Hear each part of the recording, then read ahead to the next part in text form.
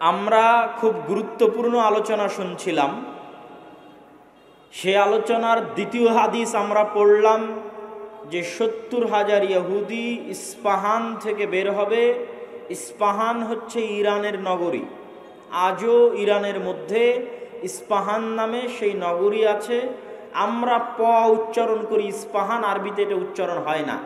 আরবিতে হয় আল আসবাহানি, বা উচ্চারণ হয় ইসবাহান বা আসবাহানি। সেখান থেকে ৭০,০০০ ইহুদি দাজ্জালের সঙ্গী হবে, সাথী হবে এবং মুসলমানদের বিরুদ্ধে যুদ্ধ করবে। আর সেই যুদ্ধের অবস্থা কি হবে সেটাও আমরা দেখলাম। আরেকটি হাদিস দেখি।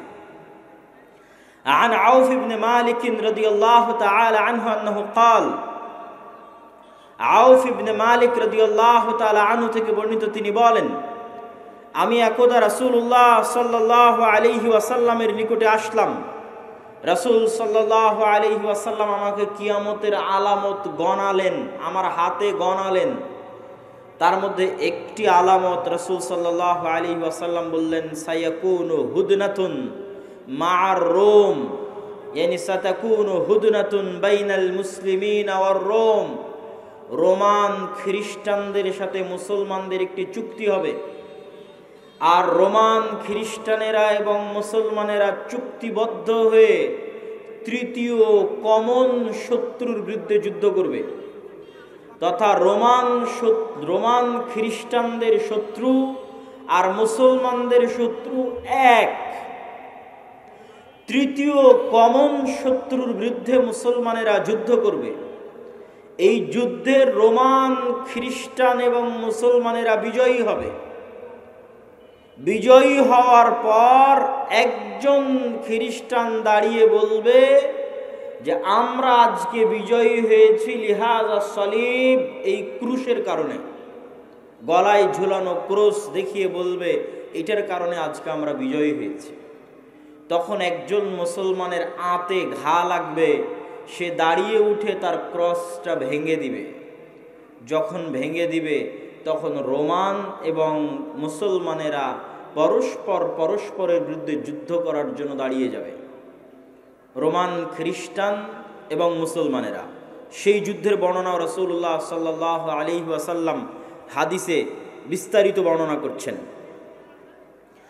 عن أبي هريرة رضي الله تعالى عنه أنه قال قال رسول الله صلى الله عليه وسلم আবু হুরায়রা রাদিয়াল্লাহু তাআলা আনহু থেকে বর্ণিত, তিনি বলেন রাসূল সাল্লাল্লাহু আলাইহি ওয়াসাল্লাম বলেছেন, লা তাকুমুস সাআহ, কিয়ামত ততদিন পর্যন্ত সংঘটিত হবে না, হাত্তা ইয়ানজিলার রোম বিল আ'মাক আও বিদাবিক, যতক্ষণ না রোমান খ্রিস্টানেরা অবতীর্ণ না হচ্ছে সিরিয়ার আমাক এবং দাবেক নামক জায়গায়।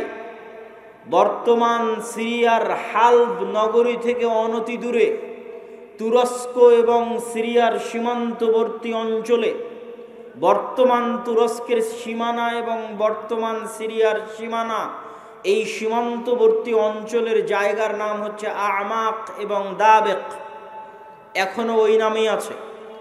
এই আমাক এবং দাবেক জায়গায় যতক্ষণ না রোমান খ্রিস্টানেরা অবতীর্ণ না হবে মুসলমানদের বিরুদ্ধে, ফায়াখরুজু ইলাইহিম জাইশুম মিনাল মাদিনাহ, আর তাদের বিরুদ্ধে যুদ্ধ করার জন্য মদিনা মুনাওয়ারা থেকে মুসলমানদের একটি সেনাবাহিনী রওনা হবে। রাসূলুল্লাহ সাল্লাল্লাহু আলাইহি ওয়াসাল্লাম বলছেন, মদিনা মুনাওয়ারা থেকে বের হওয়া সেই মুজাহিদ বাহিনী খিয়ারু আহলিল আরজ, তৎকালীন বিশ্বের সর্বোত্তম, সবচেয়ে শ্রেষ্ঠ, সবচেয়ে দামি, সবচেয়ে আল্লাহওয়ালা পরহেজগার মানুষ হবে। মদিনা মুনাওয়ারা থেকে ওই দিন যারা বের হবে যুদ্ধের জন্য, সিরিয়ার মাটিতে যুদ্ধ করার জন্য, রাসূলুল্লাহ সাল্লাল্লাহু আলাইহি সাল্লাম বলছেন খিয়ারু আহলিল আরজ, তৎকালীন বিশ্বের সর্বশ্রেষ্ঠ আল্লাহওয়ালা পরহেজগার মানুষেরা সেই দিন মদিনা থেকে বের হবে, মদিনা মুনাওয়ারা থেকে বের হবে যুদ্ধের জন্য। যুদ্ধের কথা বর্ণনা করতে গিয়ে রাসূলুল্লাহ সাল্লাল্লাহু আলাইহি ওয়াসাল্লাম বলেন, ফায়ুকাতিলুহুম ফায়ানহাজিমু সুলুসুন লা ইয়াতুবুল্লাহ তাওবাতাহুম আবাদা, ওই দিন মুসলমানেরা 3 ভাগে বিভক্ত হয়ে যাবে।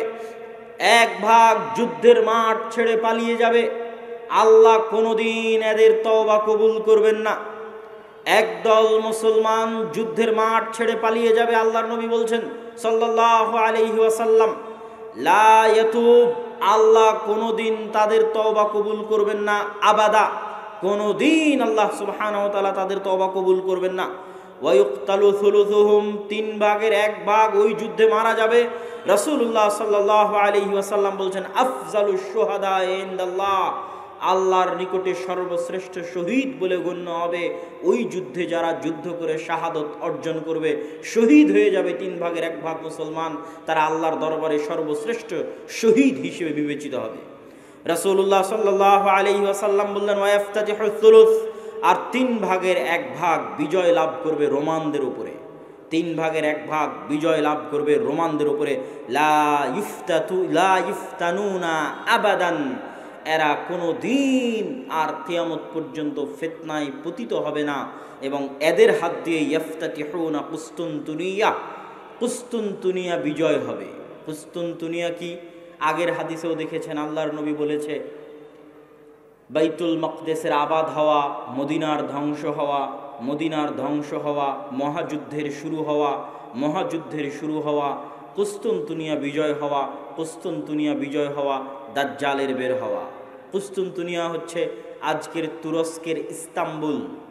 আজকের তুরস্কের ইস্তাম্বুলকে আরবিতে বলা হয় কুস্তুনতুনিয়া, ইংরেজিতে বলা হয় কনস্টান্টিনোপল। কনস্টান্টিনোপল এবং বর্তমান নাম হচ্ছে ইস্তাম্বুল। তুরস্কের রাজধানী, যদিও আগে রাজধানী ছিল, এখন অফিসিয়াল রাজধানী নয়, অফিসিয়াল রাজধানী আঙ্কারা, কিন্তু তারপরও রাজধানীর মতো মান মর্যাদা যেই শহরের, সেটাই হচ্ছে ইস্তাম্বুল, কুস্তুনতুনিয়া, কনস্টান্টিনোপল। রাসূল সাল্লাল্লাহু আলাইহি ওয়াসাল্লাম বলছেন, ফায়াফতাতিহুনা কুস্তুনতুনিয়া, ওই যে একদল বিজয়ী হবে রোমানদের উপর, তাদের হাতে আল্লাহ কুস্তুনতুনিয়া, কনস্টান্টিনোপল বিজয় দান করবেন। ফাবাইনামা হুম ইয়ানকাসিমুনাল গানাইম, যখন এই সমস্ত বিজয়ী মুজাহিদরা গনিমতের মাল বন্টন করবে এবং তাদের তরবারি ঝুলানো থাকবে গাছের সাথে, তখন একজন চিৎকার করে বলবে, সাহা ফীহিমুশ শাইতান ইন্নাল মাসীহা ক্বাদ খালাফাকুম ফি আহলিকুম, মাসীহুদ দাজ্জাল বের হয়ে গেছে আর তোমাদের বাড়িতে বাড়িতে মাসীহুদ দাজ্জাল প্রবেশ করতেছে। এখন পর্যন্ত ইমাম মাহদী আসেননি, হয়তো এনাদের মধ্যেই ইমাম মাহদী থেকে থাকতে পারেন, তবে তিনি যে ইমাম মাহদী তা এখনও প্রকাশিত আকারে জনগণের সামনে স্পষ্ট হয়নি। হবে কখন? দাজ্জাল বের হওয়ার পরে এবং সালাতের, দামেস্কের মসজিদে সালাতের পরে, যেটার বর্ণনা রাসূল সাল্লাল্লাহু আলাইহি সাল্লাম দিচ্ছেন। ফায়াখরুজুন ওয়া যালিকা বাতিল, শয়তানের এই মিথ্যা কথা শুনে তারা তরবারি নিয়ে দৌড়ে এগিয়ে যাবে কোথায়? মাসীহুদ দাজ্জাল, তার বিরুদ্ধে যুদ্ধ করার জন্য। ফাইদা জাউ শাম, তারা আস্তে আস্তে দেমাস্কে চলে আসবে। দেমাস্কের মসজিদে তারা কাতারবদ্ধ হয়ে সালাতের জন্য দাঁড়াবে। ইদা উকিমাতিস সালাত, যখন সালাতের ইকামত দেওয়া হবে, ফায়ানজিলু ঈসা ইবনু মারিয়াম, তখন আসমান থেকে ঈসা ইবনু মারিয়াম অবতীর্ণ হবেন।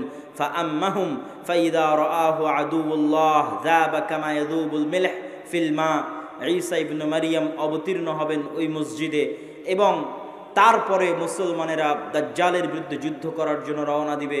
এবং মসজিদে আকসার পাশে, জেরুজালেমের পাশে লুদ নামক, বাবুল লুদ, লুদ নামক দরজায় ঈসা আলাইহিস সালাতু ওয়াস সালামকে দেখে মাসীহুদ দাজ্জাল লবণ যেভাবে পানিতে দিলে গলে যায় সেভাবে গলতে থাকবে, এবং তার গলে শেষ হওয়ার আগেই, তার গলে শেষ হওয়ার আগেই রাসূল সাল্লাল্লাহু আলাইহি ওয়াসাল্লাম বলছেন, ফালাউ তারাকাহু লানযাব হাত্তা ইয়ানহালিক, যদি ঈসা ইবনু মারিয়াম তাকে ওই অবস্থায় রেখে দিতেন তাহলে সে গলে ধ্বংস হয়ে যেত, হাত্তা ইয়াহলিক, ওয়ালাকিন ইয়াকতুলুহুল্লাহ বিয়াদিহি ফায়ুরিহিম দামাহু ফি হারবাতিহি, কিন্তু আল্লাহ সুবহানাহু ওয়া তাআলা চান যে ঈসা ইবনু মারিয়ামের মাধ্যমে সে নিহত হোক, এই জন্য ঈসা ইবনু মারিয়াম তাকে হত্যা করবেন এবং দাজ্জালের রক্ত জনগণকে দেখাবেন।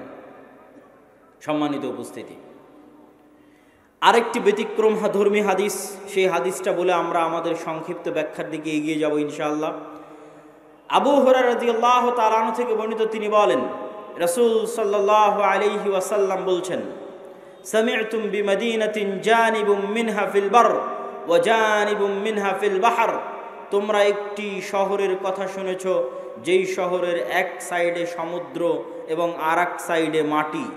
রাসূলুল্লাহ সাল্লাল্লাহু আলাইহি ওয়াসাল্লামের উত্তরে সাহাবীগণ বললেন, জি আমরা শুনেছি। রাসূল সাল্লাল্লাহু আলাইহি ওয়াসাল্লাম বলছেন, লা তাকুমুস সাআহ হাত্তা ইয়াগযুহা ৭০ আলফাম মিন বনি ইসহাক, ততক্ষণ পর্যন্ত কিয়ামত হবে না যতক্ষণ না বানু ইসহাকের ৭০,০০০ মানুষ তাদের বিরুদ্ধে যুদ্ধ না করছে। আর তারা সেই দিন যুদ্ধ করবে ওই শহর বিজয়ের জন্য। আর ওই শহর বিজয়ের জন্য ফালাম ইউকাতিলু বিসালাহ, কোনো অস্ত্রপাতি লাগবে না ওই শহর বিজয় করতে। ওয়ালাম ইয়ারমু বিসাহমিন, কোনো তীর নিক্ষেপ করা লাগবে না ওই শহর বিজয় করতে। ক্বালু লা ইলাহা ইল্লাল্লাহু আল্লাহু আকবার, তারা শুধু আল্লাহু আকবার ধ্বনি দিবে, তাকবীর ধ্বনি দিবে। ফায়াসকুতু আহাদু জানিবাইহা, ওই শহরের একটি প্রাচীর ধসে পড়ে যাবে। তারপরে দ্বিতীয়বার যখন তারা তাকবীর ধ্বনি দিবে তখন শহরের আরেকটি প্রাচীর ধসে পড়ে যাবে। তারা তৃতীয়বার যখন তাকবীর ধ্বনি দিবে তখন শহরের আরেকটি প্রাচীর ধসে পড়ে যাবে। ফাইফাররাজু লাহুম ফায়াদখুলুহা, তারা বিজয়ী বেশে ওই শহরে প্রবেশ করবে। ফায়াগনামু ফাবাইনাহুমা ইয়াকতাসিমুনাল মাগানিম, যেই মুহূর্তে তারা বিজয়ী বেশে শহরে প্রবেশ করবে আর গনিমতের মাল বন্টন করবে, তখন শয়তান চিৎকার করে বলবে, তোমাদের ঘরে দাজ্জাল প্রবেশ করে গেছে। সম্মানিত উপস্থিতি, পরপর আমরা 4টা হাদিস দেখলাম। এই 4টা হাদিস এক একজন এক একভাবে ব্যাখ্যা করতে পারে। আমি আগেও বলেছি যে যতদিন এই জিনিসগুলো না ঘটবে ততদিন এই জিনিসগুলোর প্রকৃত ব্যাখ্যা কেউ জানবে না। কিন্তু আমার কাছে সংক্ষিপ্তভাবে যেটা মনে হয়েছে যে উমরান ও বাইতুল মাকদেস আবাদ হওয়া, কেউ কেউ ব্যাখ্যা করে এই যুগের যে বাইতুল মাকদেস আবাদ হওয়া মানে ইহুদিরাই জেরুজালেম দখল করে নিবে এবং সেখানে বিশাল রাজধানী প্রতিষ্ঠা করবে। প্রতিষ্ঠা করার মাধ্যমে সে এটা পৃথিবীর একটি জাঁকজমকপূর্ণ একটা বিশাল বড় শহর, লন্ডন দুবাইয়ের মতো একটা বড় শহরে পরিণত হয়ে যাবে জেরুজালেম, যেটা থাকবে তাদের হাতেই, আমাদের হাতে নয়।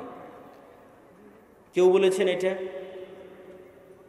আর আমার কাছে সংক্ষিপ্তভাবে মনে হয়েছে যে উমরান ও বাইতুল মাকদেস আবাদ হওয়া মানে মুসলমানদের হাতেই বাইতুল মাকদেস থাকবে এবং মুসলমানেরাই বাইতুল মাকদেস বিজয় করবে এবং সেখানে সালাত সিয়াম সকল কিছু বাস্তবায়ন হবে এবং বাইতুল মাকদেস মুসলমানদের হাতে আগেই বিজয় হবে, তথা যে ঘটনাগুলো পরবর্তীতে সংঘটিত হচ্ছে সেগুলোর আগেই মুসলমানদের হাতে বাইতুল মাকদেস থাকবে। কখন থাকবে আল্লাহ সুবহানাহু ওয়া তাআলা ভালো জানে।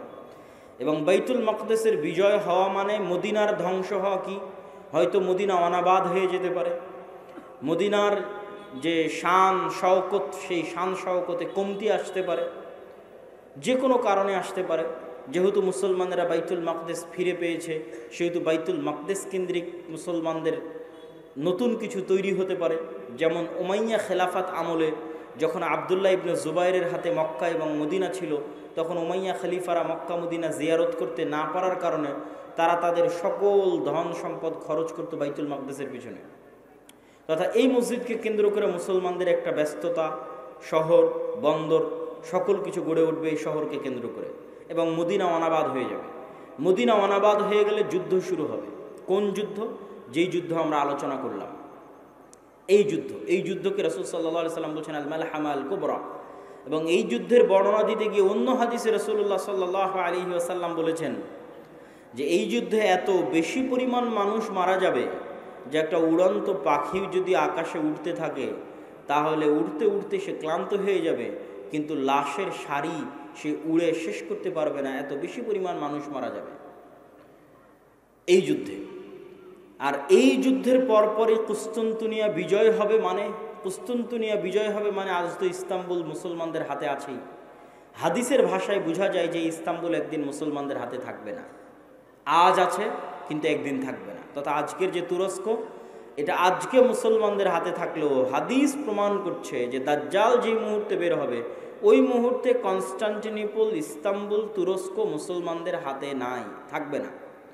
তথা সেটা মুসলমানেরা যে কোনো সময় হারিয়ে ফেলতে পারে, অদূর ভবিষ্যতে, নিকট ভবিষ্যতে। আল্লাহ সুবহানাহু ওয়া তাআলা ভালো জানে কখন হারিয়ে ফেলবে, কেন না হারালে বিজয় কিসের? আর যেই বিজয়ের কথা রাসূল সাল্লাল্লাহু আলাইহি সাল্লাম বলছেন এই বিজয় নিকটে, কিয়ামতের নিকটবর্তী, দাজ্জাল বের হওয়ার পূর্ব মুহূর্তের বিজয়।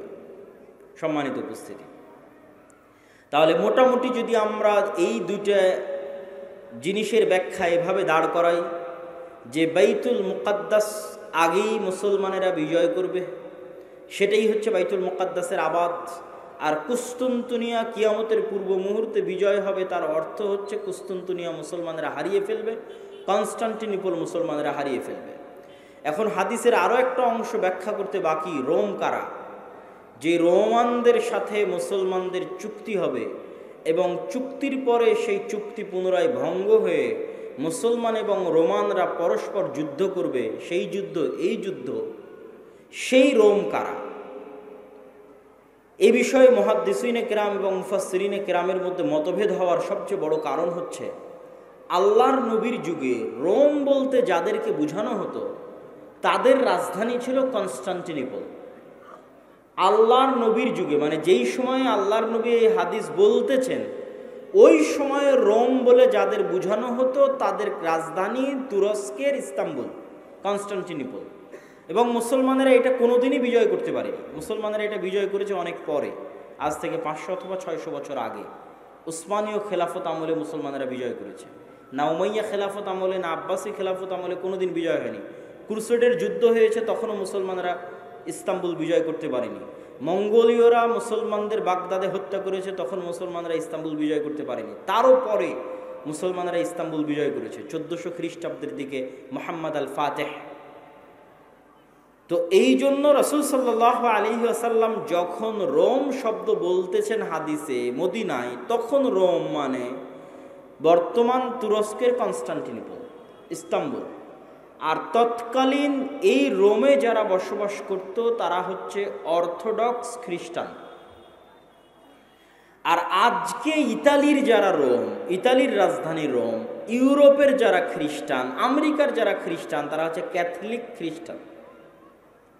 এবং তাদের মধ্যে বিশ্বাসগত এবং আকীদাগত পার্থক্য আছে অনেক বিষয়ে, পদ এবং পদবিগত পার্থক্য আছে, কৃষ্টি কালচার, সামাজিক আচার ব্যবহারগত পার্থক্য আছে। তাহলে রোম বলতে আমরা যদি তৎকালীন রোম ধরি, তথা অর্থোডক্স খ্রিস্টানদের হাতে যখন কনস্টান্টিনোপল ছিল, সেই অর্থোডক্স খ্রিস্টানেরা এখন বসবাস করে রাশিয়ায়। রাশিয়া এবং ইউক্রেনের যুদ্ধের অন্যতম একটা কারণ হচ্ছে ইউক্রেনে ইউরোপিয়ান এবং আমেরিকানেরা ক্যাথলিক খ্রিস্টানের চর্চা বাড়াচ্ছিল, যেটা রাশিয়া কখনোই চায় না যে তার আশেপাশের কোনো দেশে ক্যাথলিক খ্রিস্টানের চর্চা বাড়ুক, কেননা তারা মানে অর্থোডক্স খ্রিস্টান। এবং আমার এর উপর বিস্তারিত ভিডিও আছে ইতিসাম টিভিতে রাশিয়া এবং ইউক্রেনের উপর, যেখানে এই পয়েন্টে আরও বিস্তারিত ইন ডিটেইলস আলোচনা করা আছে। তাহলে আল্লাহর নবীর যুগের রোম যদি ধর্মীয় দৃষ্টিকোণ থেকে তাদের পরিচয় দেখি, যে আল্লাহর নবী যেই সময়ে হাদিস বলছেন ওই সময়ে রোম বলতে কাদের বোঝা হতো, তাহলে কনস্টান্টিনোপলে যে অর্থোডক্স খ্রিস্টানেরা ছিল তাদেরকে বোঝানো হতো। তারা আজ কোথায় আছে? তারা আজ রাশিয়াতে আছে। এবং রাশিয়া যে যুদ্ধগুলো লড়ে, সেই যুদ্ধগুলোর পিছনে অনেক ধর্মীয় কারণ আছে, যেটাও আমি আমার ওই ভিডিওতে স্পষ্ট আকারে ডকুমেন্টারি আকারে দেখিয়েছি, যে এই যুদ্ধগুলো শুধু বাহ্যিক কোনো কারণে লড়াই করা হয় না, বরং ধর্মীয় কারণে লড়াই করা হয়। যেমন আজকে ইসরায়েল এবং ফিলিস্তিনের যুদ্ধে ইসরায়েল যে যুদ্ধ করতেছে, এটা শুধু বাহ্যিক কোনো কারণ নয়, বরং এর পিছনে ধর্মীয় কারণ আছে, সেটাও বলবো বক্তব্যের শেষের দিকে ইনশাল্লাহ। আর যদি বলি যে না তারা নয়, তাহলে ইতালির রাজধানী যে রোম, ইতালির রাজধানী রোম মানে আজকের ইউরোপ, আজকের আমেরিকা, যারা আমাদের বিরুদ্ধে ক্রুসেডের যুদ্ধ করার জন্য এসেছিল, কয়েক শতাব্দী আগে বাইতুল মুকাদ্দাস খ্রিস্টানেরা দখল করেছিল, সুলতান সালাহুদ্দিন আইয়ুবী বিজয় করেছিলেন, সেই ক্রুসেডাররা, তাদের সাথে মুসলমানদের চুক্তি হবে, তৃতীয় কোনো পক্ষের বিরুদ্ধে মুসলমানেরা তাদেরকে সাথে করে নিয়ে যুদ্ধ করবে, সেই যুদ্ধে রোমানরা আর মুসলমানেরা বিজয়ী হবে। তারপরে রোমানদের একজন বলবে এই ক্রুশের কারণে বিজয়ী হয়েছিলাম, এক মুসলমান উঠে ভেঙে দিবে, তখন আবার তারা পরস্পর মুখোমুখি দাঁড়িয়ে যাবে। আর এই যুদ্ধ হচ্ছে মালহামা, যেটা সিরিয়াতে হবে। আজকের যে ফিলিস্তিন, আজকের যে ইসরায়েল, এগুলোও সিরিয়া, আজকের যে জর্ডান, এগুলোও সিরিয়া, সেই যুদ্ধ হবে সিরিয়াতে। আর ওই যুদ্ধে মুসলমানদের হেডকোয়ার্টার হবে গোতা নামক জায়গায়, যে গোতা নামক জায়গাটি হচ্ছে সিরিয়ার রাজধানী দামেস্ক থেকে অনতি দূরে। আর সেই যুদ্ধে রোমানদের হেডকোয়ার্টার হবে আমাক এবং দাবেক নামক জায়গায়, যা বর্তমান সিরিয়া এবং তুরস্কের সীমান্তবর্তী অঞ্চলে এখনও সেই নামে সেই জায়গা পরিচিত এবং জানা যায়। সম্মানিত উপস্থিতি, আজকে দাজ্জালের যে লম্বা হাদিস আছে, সেই লম্বা হাদিস থেকেও দু একটা পয়েন্ট বলে এই মাটি, এই অঞ্চলের গুরুত্ব বোঝানোর আজকের এই পর্বের আলোচনার আমরা শেষের দিকে চলে যাব ইনশাআল্লাহ। দাজ্জালের হাদিস আপনারা সকলেই জানেন, কিন্তু সেই হাদিসে যে জায়গাগুলোর কথা দাজ্জাল বলেছে আমরা সেটাই একটু সংক্ষিপ্তভাবে তুলে ধরব। আপনারা তামিম আদ-দারি রাদিয়াল্লাহু তাআলা আনহুর বিখ্যাত হাদিস, যদি শ্রদ্ধেয় শায়েখ আব্দুর রাজ্জাক বিন ইউসুফ তার বক্তব্যে শুনে থাকেন তাহলে শুনতে আরও মজা লাগবে, কিন্তু আমি শুধু ব্যাখ্যা করব যে ওখানে দাজ্জাল যে জায়গাগুলোর কথা বলে ওই জায়গাগুলো কি এবং কোথায়। তো তামিম আদ-দারি রাদিয়াল্লাহু তাআলা আনহু তারা নৌকা নিয়ে সফরে বের হয়েছিলেন, 1 মাস সমুদ্রের মধ্যে ঘুরপাক খেতে থেকেছেন। ঘুরপাক খেতে খেতে যখন একটা দ্বীপে গিয়ে ঠেকেছেন, সেই দ্বীপে তাদের সাথে দাজ্জালের সাক্ষাৎ হয়েছে। দাজ্জালের সাক্ষাৎ হওয়ার আগেও একটা বড় অদ্ভুত জন্তু সেখানে দায়িত্ব পালন করছিল। সেই অদ্ভুত জন্তু নিজেকে পরিচয় দিয়েছে যে আমি হচ্ছি গোয়েন্দা, আনাল জাসসাসা। তারপরে সেই অদ্ভুত জন্তু তাদেরকে বলেছে তোমরা যার কাছে এসেছো তিনি এই দিকে আছে, এগিয়ে যাও। সেখান থেকে এবার আমি আপনাদেরকে এখান থেকে পড়ে শোনাচ্ছি যে ওখানে দাজ্জাল কি বলছে এবং সেই জায়গাগুলো কোথায়। দাজ্জাল বলছে, জিজ্ঞেস করছে, আসআলুকুম আন নাখলিহা আন নাখলি বাইসান আখবিরুনি আন নাখলি বাইসান। বাইসান নামক খেজুর বাগান সম্পর্কে আমাকে তোমরা সংবাদ দাও। কুলনা আন আইয়ি শানিহা তাস্তাখবির। বাইসান নামক খেজুরের বাগান সম্পর্কে তুমি কি জানতে চাও? তখন দাজ্জাল উত্তরে বলছে, আসআলুকুম আন নাখলিহা। বাইসান নামক খেজুর বাগানে এখন খেজুর হয় কিনা এ বিষয়ে আমাকে জানাও। হাল ইউসমির আমলা। তখন ওই তামিম আদ-দারি রাদিয়াল্লাহু তাআলা আনহু এবং তার সাথে যারা গেছে তারা উত্তরে বললেন, কুলনা নাআম, এখনো সেখানে খেজুর হয়। তখন দাজ্জাল উত্তরে বলছে, আমা ইন্নাহু ইউশিকু আল্লা তুসমির। জেনে রাখো অচিরেই সেই বাইসান নামক খেজুর বাগানে খেজুর হবে না। ক্বালা আখবিরুনি আন বুহাইরা আত-তাবারিয়া। তোমরা আমাকে বুহাইরা আত-তাবারিয়া, তাবারিয়া খাল সম্পর্কে জানাও। কুলনা আন আইয়ি শানিহা তাস্তাখবির। তাবারিয়া খাল সম্পর্কে তোমাকে কি বলবো? ক্বালা হাল ফিহা মা। সেখানে কি পানি আছে? তখন উত্তরে বলছে, হিয়া কাসীরাতুল মা, অনেক বেশি পানি আছে। ক্বালা আমা ইন্নামা ইউশিকু আন ইয়াযহাব। জেনে রাখো অচিরেই সেই খালে পানি থাকবে না। ক্বালা আখবিরুনি আন আইনি যুগার। আইনে জোগার সম্পর্কে আমাকে জানাও। ক্বালু আন আইয়ি শানিন তাস্তাখবির। তুমি আইনে জোগার সম্পর্কে কি জানতে চাও? বলে আইনে জোগারে কি এখনো পানি আছে? সেখান থেকে কি মানুষজন পানি নিয়ে চাষাবাদ করে? তখন আমরা বললাম, হ্যাঁ, হিয়া কাসীরাতুল মা, এখনো মানুষ সেখান থেকে পানি নিয়ে চাষাবাদ করে। তখন সে উত্তরে বলল, অচিরেই সেখানে পানি থাকবে না। তখন বলছে, আখবিরুনি আন নাবিয়্যিল উম্মিয়িন। উম্মিয়িনদের নাবী সম্পর্কে আমাকে জানাও। অশিক্ষিত মূর্খ যারা লেখা জানে না, পড়া জানে না, তাদের জন্য যে নবী প্রেরণ করা হয়েছে সেই নবী সম্পর্কে আমাকে জানাও। এই মর্মে কথা সামনের দিকে আগাতে থাকলো। সম্মানিত উপস্থিতি, এখানে 3টা জায়গার কথা বলেছে দাজ্জাল। আশ্চর্যজনক হলেও সত্য যে আজকের পৃথিবীতে এই 3টি জায়গায়, তন্মধ্যে বাইসান নামক খেজুরের বাগান এবং জোগার নামক ঝর্ণা, এই 3টাকে এক্সাক্ট চিহ্নিত করা খুব কঠিন হয়ে যায়। বিশেষ করে আইনে জোগারকে এক্সাক্ট চিহ্নিত করা যে এইটা আইনে জোগার, এটার বিষয়ে নিশ্চিত কেউ গবেষকরা এখন পর্যন্ত তথ্য দিতে পারেনি। কিন্তু বাইসান খেজুরের বাগান সম্পর্কে মোটামুটি ধারণা পাওয়া যায় যে এই খেজুরের বাগান হচ্ছে বাইসান খেজুরের বাগান। আর বুহাইরা আত-তাবারিয়া এটা এত প্রসিদ্ধ, এত ব্যাপক, এত পরিচিত যে সবাই জানে। এমনকি ইসরায়েলে সারা পৃথিবী থেকে শত শত খ্রিস্টান এই বুহাইরা আত-তাবারিয়া দেখার জন্য যায়। এই জন্য দেখার জন্য যায়, তারা মনে করে তাদের তাওরাত, তাদের বাইবেলে ঈসা আলাইহিস সালাতু ওয়াস সালামের যত মুজিজার কথা বলা আছে, সকল মুজিজা তিনি দেখিয়েছিলেন বুহাইরা তাবারিয়ার উপরে অথবা বুহাইরা তাবারিয়ার পাশে। সেই মুজিজা যদি হয় অন্ধ ব্যক্তিকে চক্ষুস্মান করে দেওয়া, সেই মুজিজা যদি হয় টাকওয়ালা ব্যক্তির মাথায় চুল গজিয়ে দেওয়া, সেই মুজিজা যদি হয় মৃত ব্যক্তিকে জীবিত করা, এগুলোর অধিকাংশ মুজিজা তাদের বিশ্বাস অনুযায়ী ঈসা আলাইহিস সালাতু ওয়াস সালাম এই লেক, এই খালের পাশে অথবা তার উপরে তিনি করে দেখিয়েছিলেন, এই জন্য তারা দেখতে আসে। এবং এইটা চলমান বর্তমান ইসরায়েলের সীমানার অন্তর্ভুক্ত। এবং আনুমানিক গবেষণা অনুযায়ী বাইসানের খেজুরের বাগান এবং জোগারের ঝর্ণা এবং তাবারিয়ার লেক তিনটাই বর্তমান ইসরায়েলের সীমানার অন্তর্ভুক্ত, যেই জায়গাগুলোর কথা এই হাদিসে দাজ্জাল তামিম আদ-দারি রাদিয়াল্লাহু তাআলা আনহুকে জিজ্ঞেস করতেছে। তাহলে একদম যদি আমরা সামারি এবং সারমর্ম করি, তাহলে কিয়ামতের পূর্ব মুহূর্তে যা যা সংঘটিত হবে সব বড় বড় ঘটনা এই মাটিতে, এই জমিনে সংঘটিত হবে, শামের মাটিতে সংঘটিত হবে। আল মসজিদুল আকসা বাইতুল মুকাদ্দাস কেন্দ্রিক যে এরিয়া, যে জগৎ, যে দেশ, সেখানে সংঘটিত হবে। এবং আমি আমার অতীতের বক্তব্যগুলোতে বলেছি যে বাইতুল মুকাদ্দাসই একমাত্র কারণ পৃথিবীর, যেই কারণে পৃথিবীর 90% মানুষ যুদ্ধে জড়িয়ে যেতে পারে, যেই কারণে পৃথিবীর 90% মানুষ যুদ্ধে জড়িয়ে যেতে পারে, তার অন্যতম একটি কারণ হচ্ছে মসজিদে আকসা। কেননা পৃথিবীর তিনটা ধর্মের মানুষ এই মসজিদের দাবিদার।